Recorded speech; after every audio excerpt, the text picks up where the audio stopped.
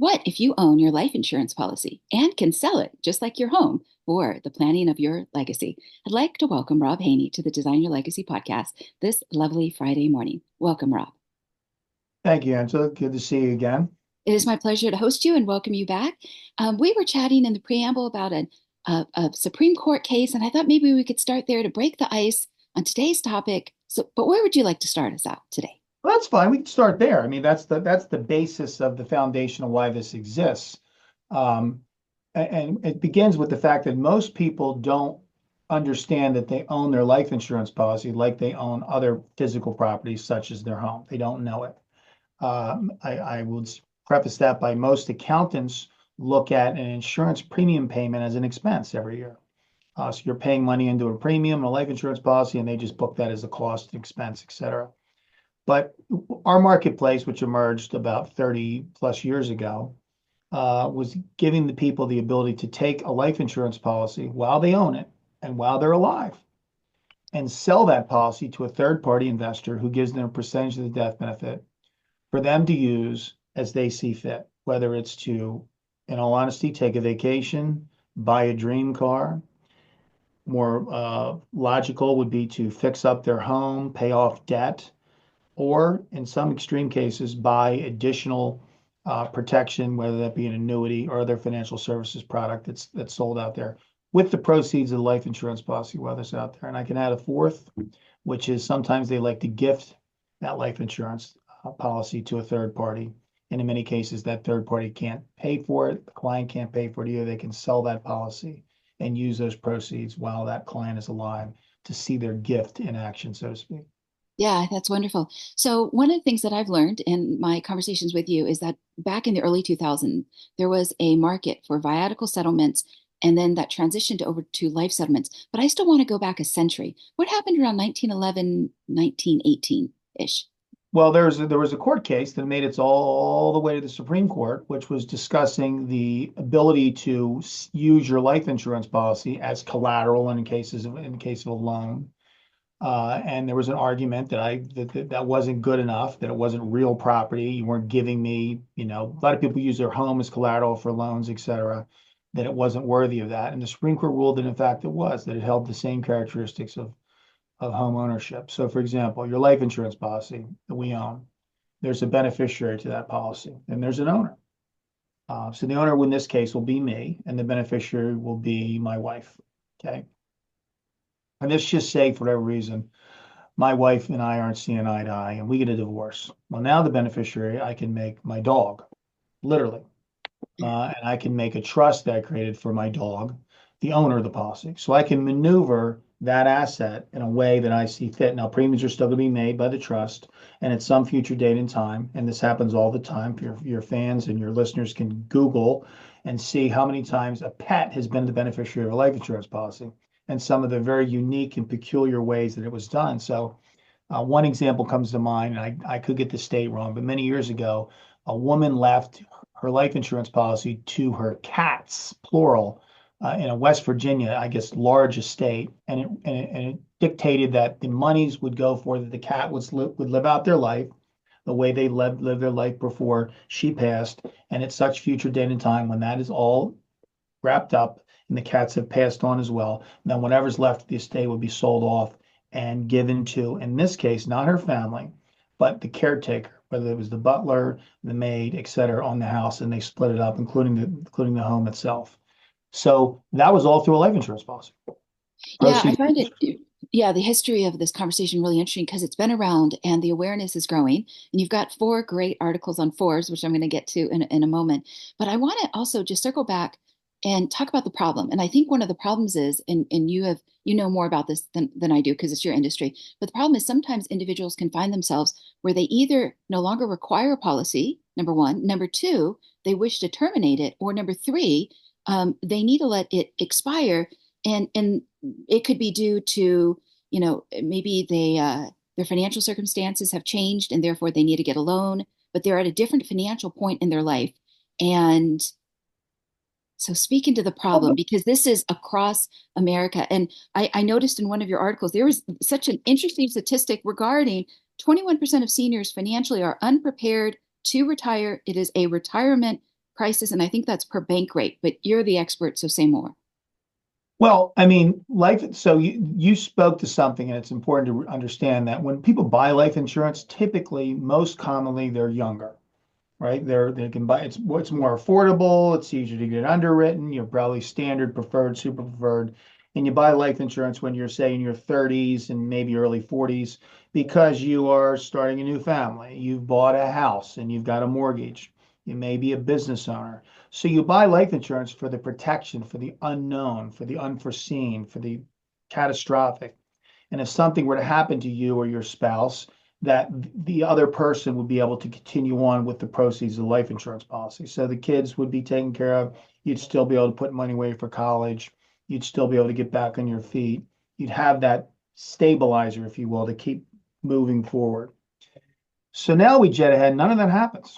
You bought the life insurance policy, everything happened, no one got in trouble, nobody did this, that, or the other. And now you're looking at a life insurance premium that's getting more expensive. In the case of a term, it's nearing a conversion, and you see the conversion illustration, it's much more expensive. So you don't want the policy anymore. You may be able to afford it, but you have a better idea of what those today's money, today's dollars are better going to be suited for you going forward.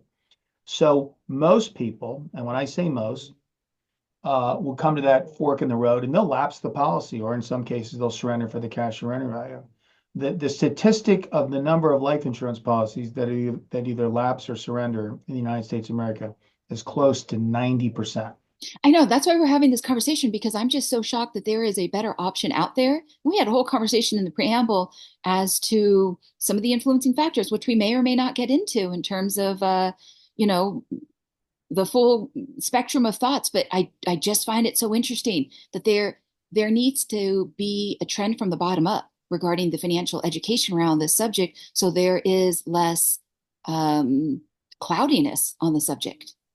Once we get in front of financial planners, they quickly see that this is a great tool to have in your toolkit.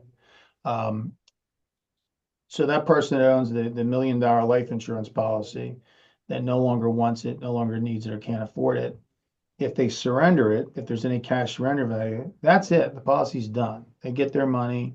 It's not exciting. And if the agent, for example, that wrote the policy, they don't get the trailer commissions. It's over.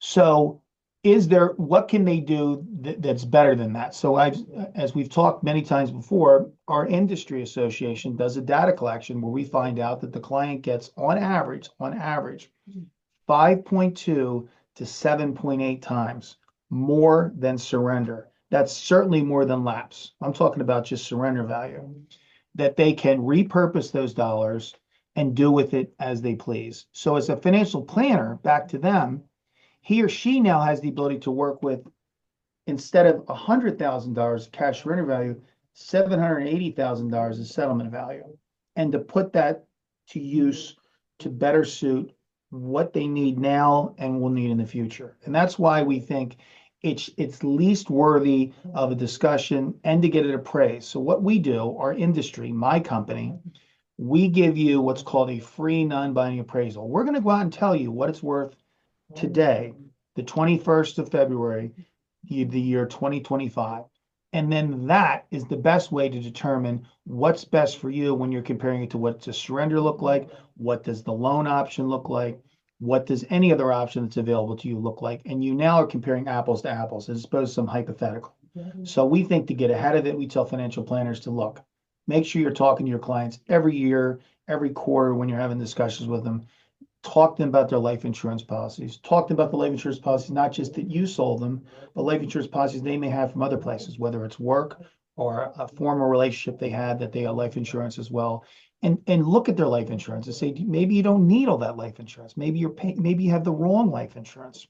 So this gives them an option and a way to open the discussion up. What we found out is when you give somebody 7.8 times more, they're gonna settle.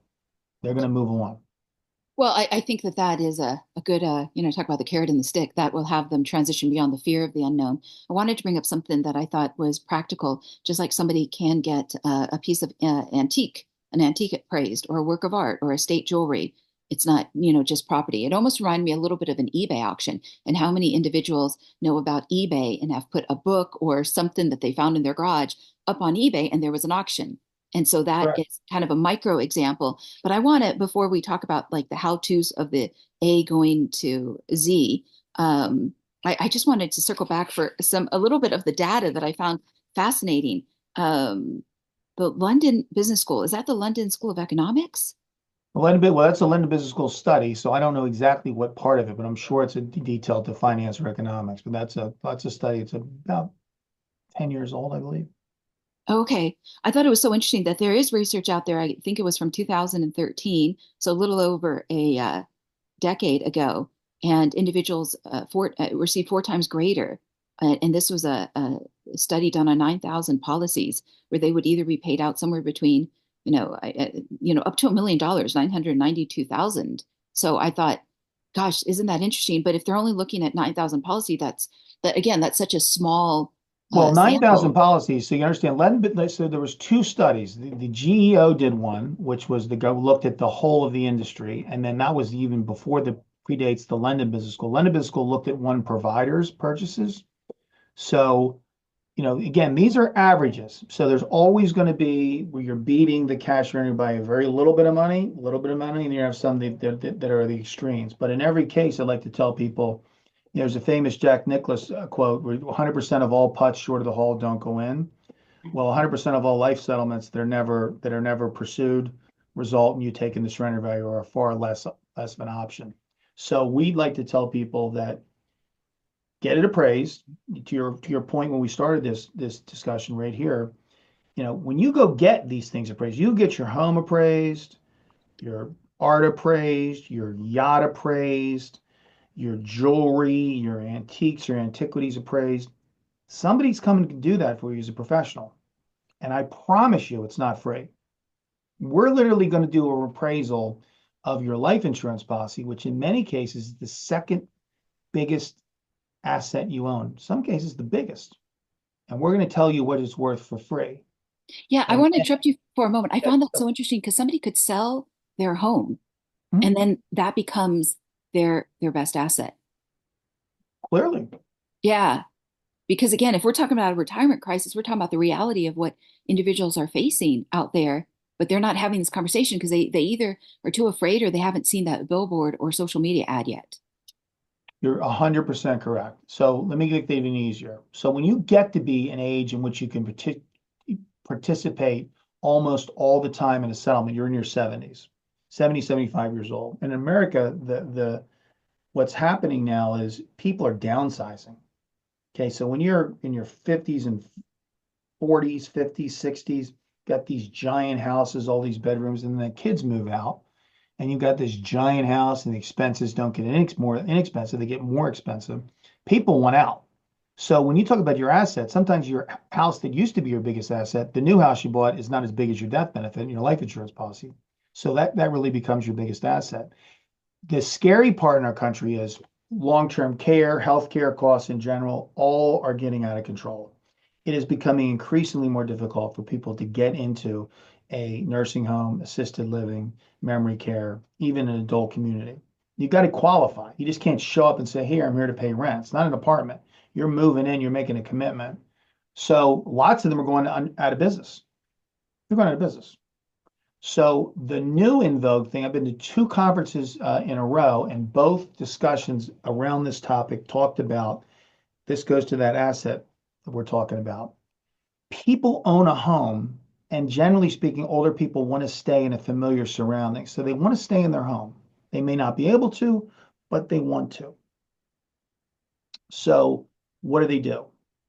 They can sell their life insurance policy because they need cash to do what they're going to try and do, which is to age in place and create their home and turn it into the facility that they could have moved into, such as the bedrooms upstairs, the bedrooms now downstairs. The ramp is in the front and the back of the house that you're putting in. So you're creating a home, anticipating having trouble, mobility issues, getting in and out of the bathroom, walk-in tubs, stair rails, etc with the money out of a life insurance policy. But what have you done? You've now increased the value of the asset that you were living in before. because the resale value for these types of homes is going through the roof. That's like the new retirement home in the country because you can send someone can come in and visit you once a week, twice a week, three times a week, every day, depending upon that. Far less expensive than going into facility. So that's where we're kind of working with assisted living facilities, nursing homes as an industry to educate them and their, if you will, their individuals that help people reassess if they can move in or not. My mother moved into one right around the corner from me here. It's probably the nicest one in Broward County. She had to go through, like, jump through a million hoops to get in. She's in, but it's not cheap. Yeah, it'd be anywhere starting 75,000 to 150,000 a year on up.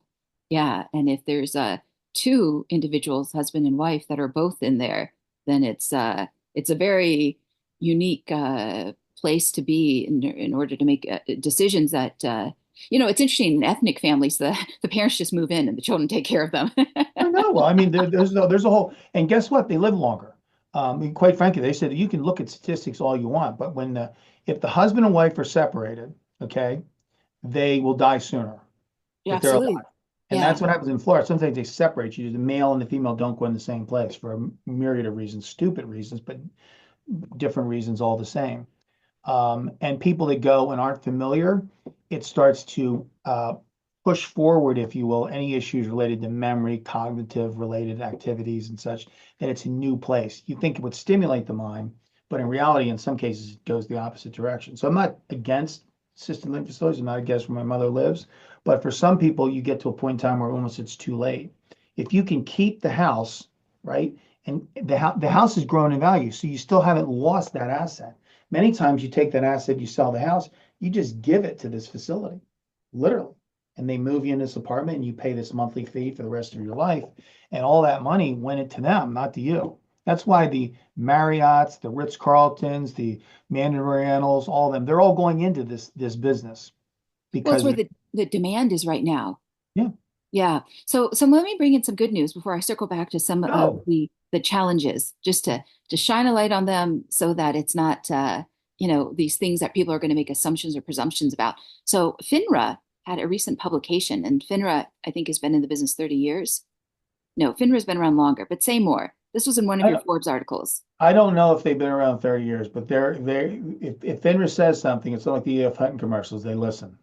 Yeah. Well, they came out with a recent publication. I think it was under Investor Insights Guidance, where now they're finally talking about this subject of life settlements, that it is a financial vehicle that can help people, that individuals need to learn about, whether it's going to, again, be the consumer from the bottom up or the financial planners that can share this knowledge with their clients. Well, so that I took that and ran with it for FINRA. For the FINRA article and the Forbes article that followed up that. I said, look, that's a great and it's a tacit endorsement. It's not like, oh, everyone should do a life settlement, but it says you should look into it and you should also be careful, which is fine. You should always say it. You should always look at every option that exists. That's what that did. So for example, if I walk in and say, hi, I'm Rob Haynie. I'm with Life Insurance Settlements Inc. and I'm on the board of Life Insurance Settlement Association. That's one thing. And if I say life settlements are great, they go, of course he's going to say it. That's his business. But when FINRA says it, like I was saying a couple of seconds ago, people are like, wait a minute. So it's helped us get inside some of these broker dealers and open their eyes to this is something that your client should understand. And the most important thing I say to them, I say is, listen, you don't have to tell your client. Somebody else will. Maybe they're going to listen to Angie or this kind Design Your Legacy podcast. They may see a television commercial. They may read an article in a journal. They may see it in AARP. They're not going to call you, though, when they find out this information. They're going to call the number that's on the screen, and you're going to miss out.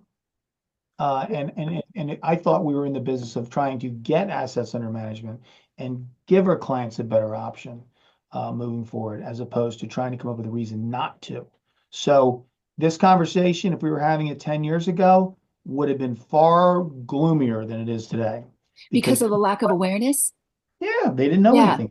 Well, I They think didn't there know. was some statistic. I don't know if it's 1 out of 12 advisors know about it because it's so misunderstood. Correct. Yeah. So let me circle for a moment and draw a bridge between your world and my world. So I was thinking, just as financial professionals do a quarterly and an annual review, then I think they should also do the same regarding legacy, but it also begs the question of, and this is a little bit on the emotional intelligence side of but it's, are you worth, more than your money? And all I mean by that is somebody can plan for something, and be in that driver's seat and not just give their power away, waiting for someone else to make the decisions for them. So I think that's a part of, when somebody realizes, and maybe a little bit of this is ego, some of it is purpose, but if let's say that you're going to get 1.8 million from your cash settlement and you've got a lot of self-worth, you can just start to think about everything you can do with that. If you've got children and grandchildren, yes, you can do wonderful things with seed capital for the businesses if they're entrepreneurial, or tuition, for colleges and so forth to help. And if you don't have children, and some people don't, like you had mentioned about pets, I think there was a fashion designer. I don't know if it was Karl Lagerfeld, but it was one of them. He gave everything to his pets. And I was like, well, he didn't have children. And there is a group of society that don't have children. I don't have children. So I think it's interesting that then, what can you do to put your dent in the world? And again, that's like from inside that, knowing that you're worth, just as much as your money, if not more than your money. That's just, Well, I mean, that should be a commercial, but that's correct. I mean, it is your money, and when you say your money, we like life insurance to be in there. That's part of your identity. You own that. You've paid for that. You were lucky enough to buy it, and guess what? Life insurance is very, very valuable because if something were to happen to you, right, along the way between when you bought it and today, it would have done what was supposed to do. But yeah, what happens so much in our country is they don't understand that they don't understand what they have. I mean, but it's like forget what people who bought it know about life insurance. I'll be honest with you, I've done this long enough. There's life insurance agents that have no idea what they've sold them. They don't even know. They just knew what the commission was. They knew exactly how much money they were going to make if they sold Bill Thompson that life insurance policy. They don't know all the moving parts. They didn't know I have an agent who is a dear friend of mine. I've known forever. He is unbelievable, okay, at the stuff he does. He'll find me life insurance for me, for my friends, that we will go from situations where the life insurance policy looks like it's just going to explode and too expensive and just not be able to be continued. And he'll exchange it for the similar death benefit without another premium being paid for the rest of your life. Literally, because he understands it, he cares about it. And when you buy something from him, he tells you what all the parts about it. This has a living benefit rider. Do you know what that is? And I'm going, well, there's an accelerated death benefit. What's interesting about an accelerated death benefit is that was something that was created by the life insurance industry because of us, because they saw these policies back in the HIV AIDS days, which was the medical settlement industry. And they would say, oh, well, we've got to make sure we offer this to our clients. Well, guess what? They do not. It's not something that works. It's there for the extreme rare circumstances where you are so sick that you don't have no money to pay the premiums, you're going to lose the death benefit. You will need to take accelerated death benefit. You'll get almost 90 to 95% of the money then, as opposed to losing the policy altogether. Our business, we can probably get you more, but you have to be very, very sick to do that. We tell people if you're that sick, we got to figure a way to keep the policy. So when you talk about things like that, right? Terminal illnesses, which we can sell people, have very short life expectancies. They don't necessarily have to have a longer life expectancy, be necessarily healthy. They can be sick. One of the things that happened in my earlier life, this is in the 90s, late 90s. One of the clients I had cancer, but felt okay, but it was definitely stage 4, and it was definitely going to pass away. And ultimately, he did. He sold about 4 life insurance policies for close to $1 million in cash. And back in the 90s, those were big policies. They were not $1 million policies. Were not a lot of them were around in the medical settlement market. Well, what he did was he paid for his entire family, call it extended family, to their airfare, their transportation, their hotel rooms, their food and beverage for a week at Disney World in Orlando, where I lived at the time. And they had the time of their lives. Grandpa, in many cases, or dad in others, was cognizant, knew what was happening, was involved, had a smile on his face from ear to ear for a week. That's what he did with his money. Okay. that's a That's beautiful incredible. story because he was happy. Very happy. I mean, he wrote us letters. We talked to him on the phone. We would, it was a different world back then. We were dealing with the clients directly. We weren't talking to life insurance agents. So I laugh when life insurance agents like, well, we don't need life settlements. They go, we don't need you. We don't need you. We don't need financial planners. We don't need CPAs. Eventually, people will find out. So we don't need you. We would like you to do it because we think you're better suited to be the handler of this information and be able to put that money to use in another product going forward. But this business is about giving the individual the right to make the decision that he or she feels like they need to make. For Yeah. them, we don't know what's best for Tom Jenkins or Fred Thompson. We don't know. They do. So we just know that taking $5,000 as opposed to getting $275,000, we know that 275 is better. That's what we do.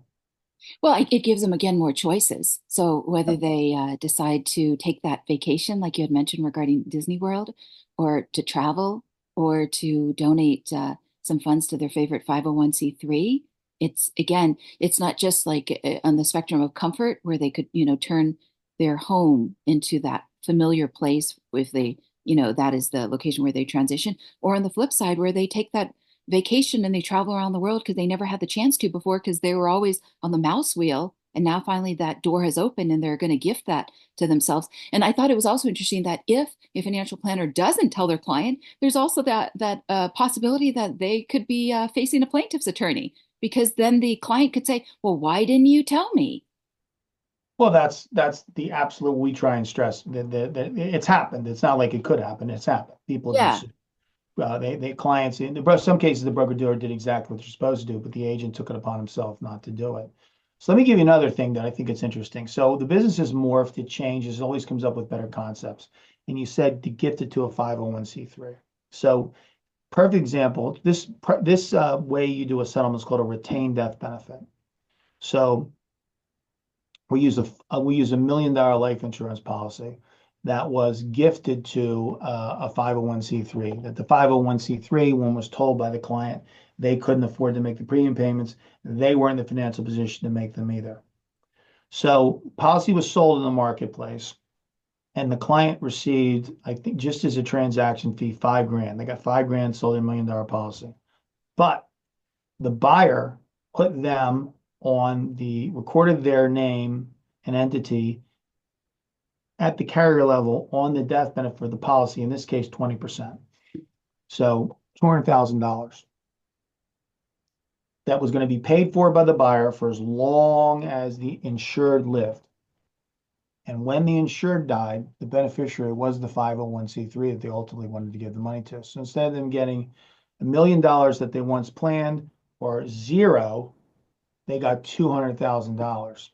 And that was how that idea became popular because that's the perfect use of life insurance proceeds. You get to gift it to a 501(c). Again, tax write-off to the estate for the gift, tax-free to the 501(c)(3, and they can utilize that money however they see fit. So that was a huge donation, and that was something that we've worked on to figure out. There's not everyone can do it, but there's certain buyers in our business that can do what's called a retained death benefit. And those have become increasingly more popular, especially when it comes to gifting to 501(c)(3s or in the extreme example of enough money to have to fund a burial, to keep Yeah. enough for which, by the way, funerals are way more expensive than they used to be, as you can Yeah, probably. all of the above. And I also wanted to bring up this idea of more meaning in one's life. I think of this example, and it's slightly different, but the concept is when somebody does receive some additional funds, and in this scenario, again, it's different than a life settlement example. I think of Jeff Bezos's ex-wife, Mackenzie Scott, which she came into some funds, and she had an advisory team help her then to give to colleges and universities around America and a number of other different causes. And so when somebody does get, let's say instead of like $80,000, they get that 1.8 million, and it opens up a world and they can choose not just that sense of fulfillment and meaning, but I mean, a number more choices and options regarding their comfort and also their legacy. Because at the end of the day, when they have to go meet their maker, whether it's, they always joke about taxes and death and taxes, the Egyptian boatman, et cetera, but on bump. But I think it's that moment also of, they did everything right in their life, or they checked all the boxes. They had that great career. And now if there's that opportunity to give back beyond, whether it's to the poorest of the poor or some cause that they believe in, a foundation, whatever that thing is, if they're lucky enough to be in that place because they get that 1.8 million.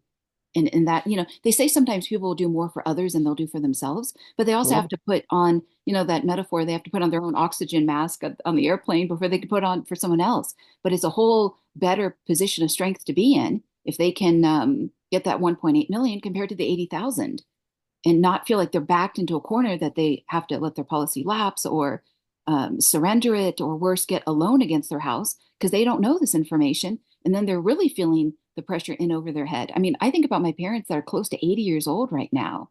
And, all of those decisions in their lifetime, especially when their parents had lived through the Depression, they save every penny. Oh, I had this discussion yesterday. About my growing up in Southern Jersey. My mom and dad are both teachers, and they saved money, and the amount of money they saved doesn't even make any sense how they're able to do it. But I knew what I was going to eat for a month ahead of time. It's all written out, right on the calendar. My grandmother lived with us, and she was the cook, and I knew exactly. So there were certain days of the week that I saw something that I didn't want to eat. I knew to eat at my friend's house before and still come and still eat and present myself at dinner table. But times have changed, but I think the human condition and people's philanthropy continue to grow. We just tell people don't throw away a life insurance policy before you get it appraised, because we can do wonderful things. That we can split policies in half. You can keep half, you can sell half. One of the first life settlements we ever did, also before the turn of the century, was an elderly couple that had gifted their money to a 501(c)(3). This was an extremely wealthy example I'm going to give you, but they had money, tons of money, and they gifted this policy. At the end of the day, they didn't have any money to. A couple things were happening. You had a real estate crisis, and you had them deciding the premiums were just getting out of control. So someone bought the policy and paid the money directly to the 501(c)(3). In this case, it was a ballet center that they put their name on, the ballet center, and is still on in Miami. And they were alive to go to the ballet for years, I think 7 or 8 years. Definitely miscalculated their life expectancy, the buyer anyway. But they were able to see their gift in action. It actually was enough money to help end the project, so to speak, and get it going. It's the big Adrian Arch Center down in Miami. And there's the ballet center, which is separate and apart from where they do the plays. And their name, like I said, was on there. They'd go there, they enjoyed it. And it was unique because they literally said, one of the interviews they said one time is, how did this go? And they mentioned our business. They didn't know what to call it exactly.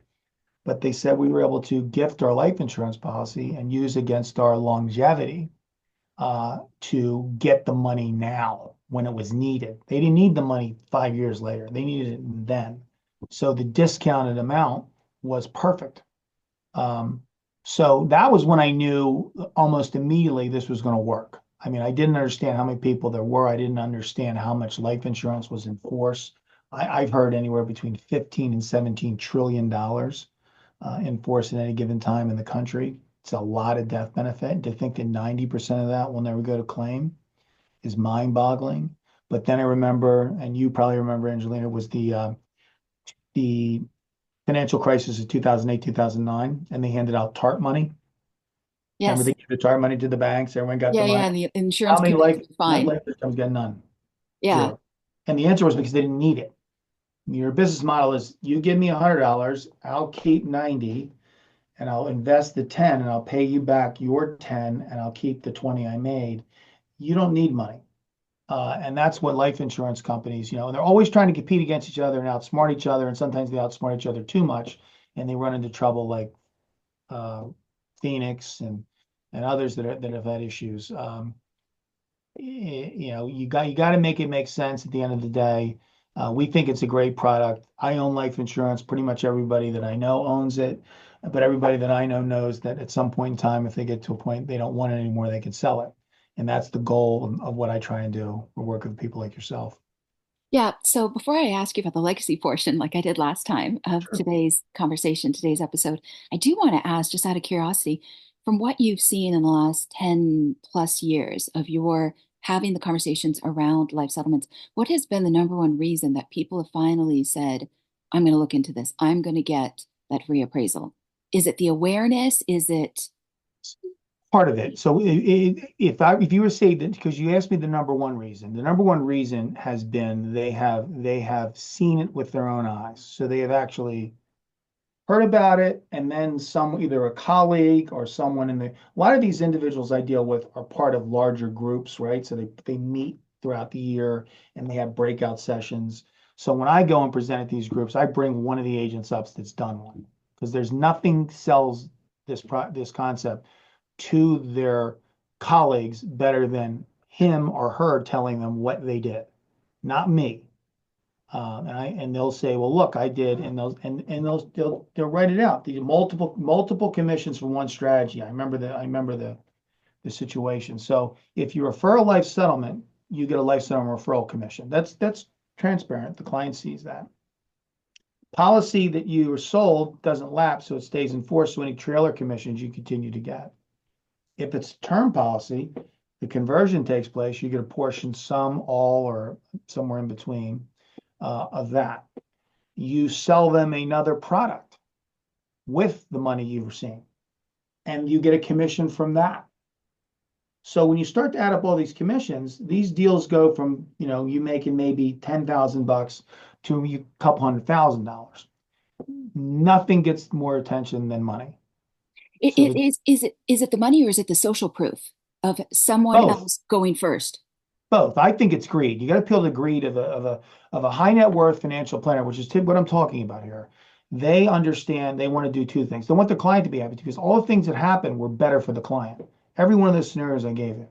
Yeah, and that was Client the was part. never converted. Good, good. Yeah, well, that was part of the conversation we also had in the preamble regarding when somebody, let's say a financial planner tells their client about it, then their client can reinvest in terms of the assets under management. So it's a win-win all the way around. Yeah, I just wondered if it was the social proof of then I don't have to be first because somebody just shared a story of someone else that made the decision. It worked out well for them. These were the benefits, and now we get back to a little bit then well, if Rob's got a big red fire truck, I don't want to miss out then. Well, that's you. You said it better than I did. So the social proof is the sense that here's the guy that is up there that they know, and he's told them exactly what he did, and they're like, they now see the red fire truck. They're like, wait a minute, what, I got those scenarios. I mean, it's like you go into a group like this and say, okay, if these guys are $1 million round table, top of the table producers. They're Form 400 members. They know what they're doing. So when they go, it's impossible for me to believe that they don't have anybody surrendering a life insurance policy in the course of a year. It's almost impossible. Be like, did you have any? You've written 13,000 life insurance policies, and now your clients are up in age, similar to your age. You don't think any of them either lapsed or surrendered a life insurance policy without you knowing about it? And they all think there's no way. And I said, so you're saying no one's ever surrendered a policy? You don't have like little systematic arguments with them, where they cage them in. And I would say things like, just do me a favor, okay? How do you communicate with your clients? You start with that. You go, we send emails out, we send quarterly newsletters, whatever it is. Okay, great. Take one section and in bolden letters say, don't lapse or surrender a life insurance policy before you talk to me. That's all I want you to say. I want you to say anything else. And they'll come, that idea worked great. Of course, because they're going to talk to you. You're their representative. Yeah, I think a part of it is, and you've mentioned repetition before, that somebody's got to see that billboard, whether it's 7 or 15 or 30 times, to break through the cognitive dissonance or the fear of, oh, maybe I'll pick up my cell phone and reach out. But there is something also about human nature, and I think Tony Robbins has talked about this one time. Let's say that you're my neighbor, and then all of a sudden you get a life settlement, and then and where's my life settlement? It shines a light on, well, why didn't I pick up the cell phone? Well, and that's a great one, and I'll tell you why that doesn't work sometimes. Because people who sell their life insurance policies, especially in what I consider to be the high net worth market, they don't tell anybody. They don't tell anybody. They don't want Oh, I anybody bet they don't. I bet they don't, and they're very quiet about it. very But when quiet. you had shared that story of someone like, if you're at an event and someone shares that real life example, then all of a sudden that is that social proof.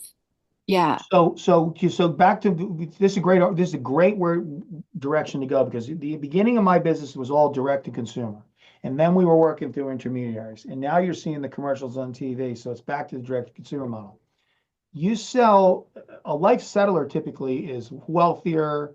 They tend to have better access to medical care. They're more compliant. They're better educated. This is proof. They live long. Mhm. Yeah, They live profiling. Sure. Yep. so they don't. So someone who doesn't have a financial planner, who doesn't have a life insurance agent, their orphan policy or sees an ad on TV, he or she calls. They sell a life insurance policy, and they had a $250,000 death benefit, and they got 48,000 bucks. They tell everybody they know. Everybody. Yeah. Everybody knows. Their church knows. Their school board knows. Their little league team knows. Everybody knows. Everybody knows. The assisted living facility, they all know. That's the difference because there's a difference between, I'm rich, I don't even know how rich I am, to, well, I'll take anything. I'll tell as many people as I can. So we work with people all the time, for referral programs, et cetera. I have people go out and get life insurance licenses and tell everybody they know, and then get Yeah. paid. So I want to make a point on that, and then I'm going to ask you about the legacy part as we close out today's conversation. So if two-thirds of today's affluent are self-made, then there was a pain of something that they saw, they witnessed, whether it was through their parents, where they said, "I'm not going to let this happen again," and they're just hungrier, and they might be the one that's going to watch this video. Is someone who's Right. coming up that wants to know because they weren't told, and then that also burns a little bit because why does Rob Haynie know that secret, but I don't, and now he's got that better life because there is something about when the money works smarter compared to harder. Yeah, I'm not going to argue with that either. Um, I sometimes I think it's dumb luck. I think in our business because it's so widely misunderstood or nobody even knows anything about it. I mean, we go into situations where I was on a webinar the other day with a group. I think there was almost 500 agents on it, and the facilitator was able to put out a survey and see how many of you know what a life settlement is. Before I ever spoke, they didn't even know what I was going to talk about. 500 approximately. You know how many people knew what a life settlement was at the webinar of a life insurance producer? Probably 3%. Six people. Mm, Six. So I say this all the time. I'll say it again. This business is in its infancy. Even though I've been doing it a long time, in the grand scheme of things, I started yesterday. That's how much work we have left to do. People are not aware of a lot of things, and this is the only thing I can control and help them become aware with. They control their policy. It is theirs. And I'll leave with this example. We've given people offers that exceeded their expectations a lot. They thought maybe they'd get $200,000. The next thing they're getting $600,000. Do you know what they did? They kept the policy because it became more valuable in their eyes. Before they met me, it was a piece of junk they were going to put out for the bulk trash. And now it's worth $600,000. So they could sleep at night knowing they were sitting on 600, at least 600. And maybe down the road it would be 700 or 800. And that's fine. But that's what we did. I feel better about those situations, quite honestly, than I do in some of the others, because that's when I brought real value to the person. That's something that they literally just were ready to discard as a pair of jeans that they've worn too much and has too many holes. And that's the great part about it. very cool. Very cool. Yeah, I think that there is a part of this financial education that can lead to better survival in life because what you're talking about is those sleepless nights and being able to feel at peace again. And then there's also an abundance conversation regarding that if they have that extra, they can design a legacy because it helps to have money to design a legacy. Someone still can based on their values, but it helps a little bit more if you can, have a good team around you and so forth. So let me go to the legacy portion of today's conversation that is individual to you. And because I know we got to wrap in a moment.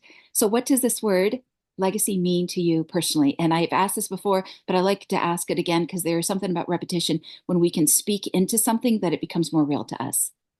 Well, well, it always every day I do a quote, and I do a quote, and I try and match to a picture. I learned this years ago to kind of set my day. So every day, each word almost has a different meaning to me. So, based upon your discussion, your enthusiasm for what you do, legacy to me means that giving a gift, being able to give a gift to someone, whatever that gift means, if it's just knowledge, your presence, your listening ear, that begins today and never ends.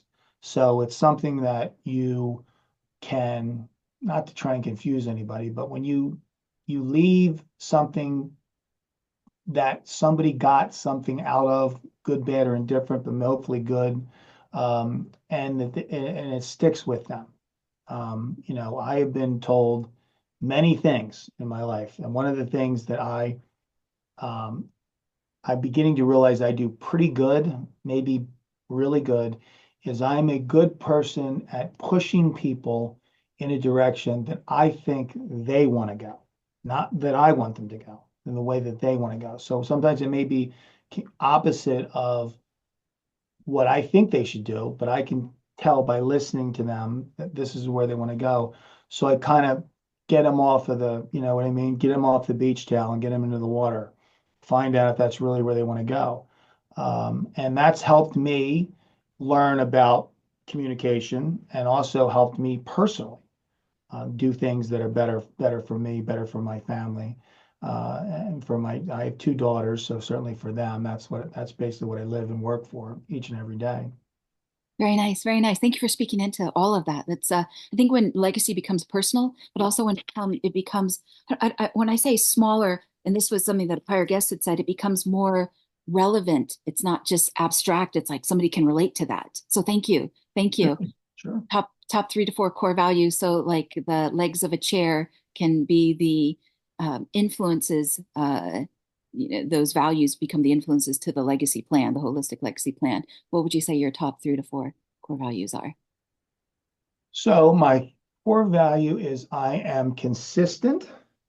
Um, I am, I say, well, I I don't sugarcoat anything. I say what's on my mind. I am loyal, and I'm dedicated to things. I don't have a lot. I don't spread myself too thin. So the things I really think are important, I'm really dedicated to them, and I try to see them through to the end. That's great. Thank you.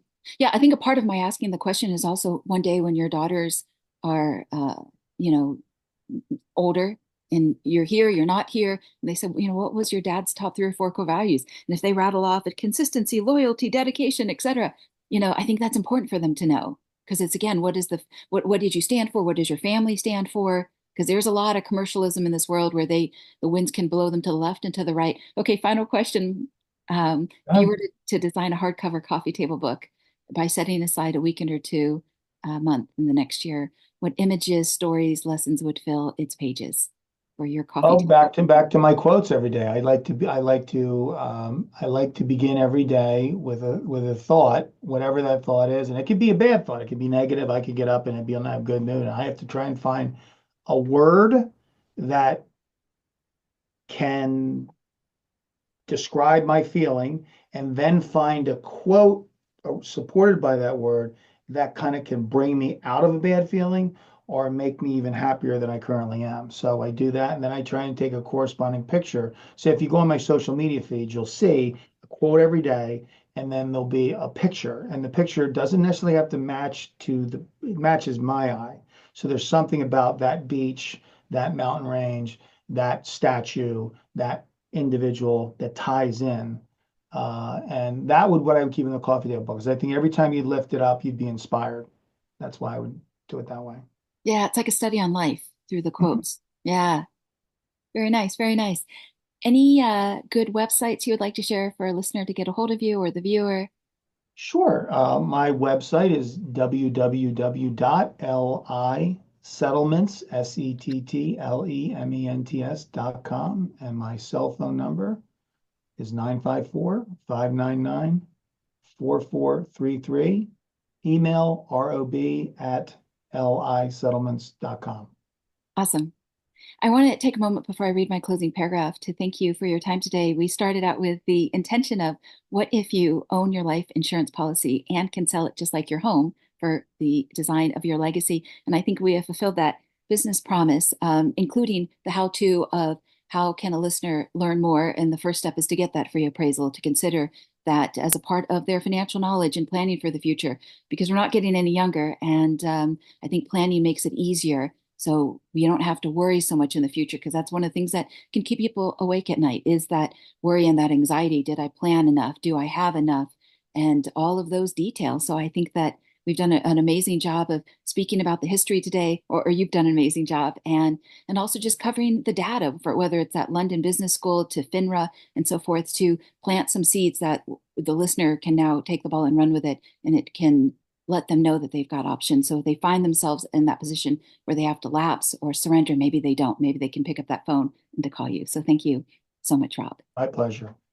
Okay. In closing, I'm Angelina Carleton, the hostess of the Design Your Legacy podcast, as well as the founder of Legacy Planning, a boutique coaching and advisory firm based out of Beverly Hills, California, but international in those I consult and coach. I hope to dive deep into subjects that can help a person define, develop, and execute their legacy and continue to scour the landscape for those who can be great resource to every dimension of your legacy. For many listeners, there can never be enough education and preparation in the moat or moat around your castle. Whether you find yourself with new wealth or generational wealth, may the content on this channel be an anchor in any storms ahead. We do our best to provide original content for your intellectual and emotional curiosity. If you're tuning in today on SoundCloud, Apple Podcasts, Spotify, etc., please remember to rate and review, share with your family and friends. Reach out to either Rob Haynie or myself by email and let us know how you felt about today's conversation. So thank you so much for joining us today. And thank you, Rob, for speaking Oh, into your legacy once again. thank you.